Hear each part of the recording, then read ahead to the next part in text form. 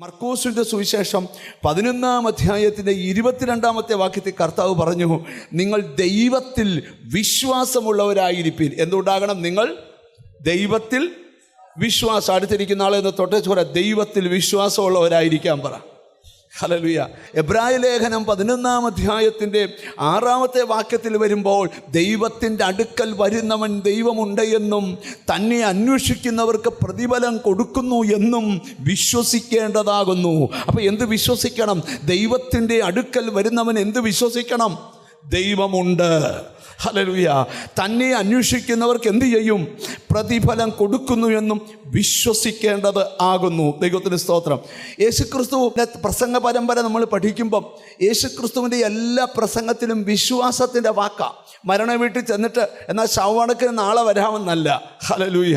ദൈവത്തിന് സ്തോത്രം. കർത്താവ് പറയുകയാണ്, നിങ്ങൾ എന്തിനാ കരയുന്നേ? ബാല ഉറങ്ങുകയാണ്, ഉണർത്താൻ പോവുകയാണ്. ഹല്ലേലൂയ.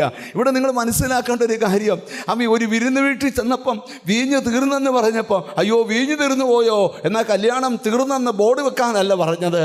ഹല്ലേലൂയ. ആ വീടിനകത്ത് പറഞ്ഞു, അവിടെ വീഞ്ഞുണ്ടാക്കി കൊടുക്കാൻ പോകുകയാണ്. അപ്പം ഞാൻ നിങ്ങളോട് തുറന്നു പറയാം, എൻ്റെ കർത്താവ് പഠിപ്പിച്ചത് മുഴുവൻ വിശ്വാസമാണ്. ഹല്ലേലൂയ. വിശ്വാസം കർത്താവ് പഠിപ്പിച്ചിട്ട് ഈ പഠിപ്പിക്കുന്ന കാര്യം മനസ്സിൽ വല്ലതും പഠിച്ചോന്നറിയാനാണ് ഈ സ്കൂളുകാർ എക്സാം ഇടുന്നത്. ഇല്ലയോ? കോപ്പി അടിച്ച് പാസ്സായവരൊക്കെ ഇപ്പോൾ അനുഭവിക്കുക. മനസ്സിലായില്ല? നിങ്ങൾക്ക് ഓണപ്പരീക്ഷയും ക്രിസ്മസ് പരീക്ഷയൊക്കെ വെച്ചേക്കുന്നത് എന്തോയിനാ? സാറിന് തലയ്ക്ക് കുഴപ്പമുണ്ടായിട്ടല്ല. സാറ് രാവിലെ 10 തൊട്ട് 5 വരെ അലച്ചതിനകത്ത് ഇച്ചിരെങ്കിലും നിൻ്റെ അകത്ത് മലയാളമോ ഹിന്ദിയോ സയൻസോ ഒക്കെ കയറിയോ എന്നറിയാനാണ് എക്സാം ഇടുന്നത്. മനസ്സിലായോ? കർത്താവും കുറേ നാൾ വിശ്വാസമൊക്കെ പഠിപ്പിച്ചേച്ച് ഇവന്മാർക്ക് ടെസ്റ്റ് ചെയ്യാൻ തുടങ്ങി. ഇവന്മാരുടെ അകത്ത് വിശ്വാസം വല്ലതും ഉണ്ടോ? ഞാനും നിങ്ങളോട് പറയാം, കുറേ വിശ്വാസത്തിൻ്റെ പ്രസംഗവും കുറേ വിശ്വാസത്തിൻ്റെ എക്സ്പീരിയൻസും ഒക്കെ തന്നിട്ട് ആർക്കും ഒതുക്കാൻ വയ്യാത്തൊരു പ്രശ്നത്തിൽ നിന്നെ ഇറക്കി വിട്ടേച്ച് കർത്താവ് മിണ്ടാതിരിക്കും. കാരണം നിൻ്റെ അകത്ത് വല്ലതും ഉണ്ടോ എന്ന് അറിയാനാ.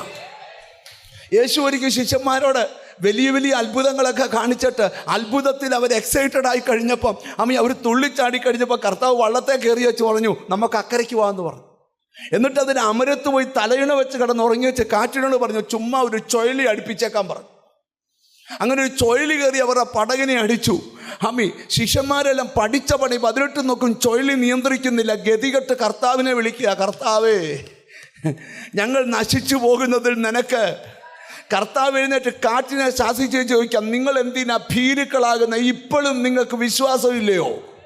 ഒരാമയും വരുന്നില്ല. എന്ന് പറഞ്ഞാൽ നിന്റെ വള്ളത്തെ ഇരിക്കുന്നവൻ ഈ വള്ളത്തേൽ ഉണ്ടെങ്കിൽ ഈ വള്ളം മറിയത്തില്ലെന്ന്. ഞാനൊരു ദൂത് നിന്നോട് പറയാം, നിന്നെ ഇളക്കുന്ന പല ചുഴലി നിനക്ക് ചുറ്റും അടിക്കുമ്പോഴും അതിൻ്റെ അർത്ഥം നിന്റെ രക്ഷകൻ മൗനമാണെന്നല്ല.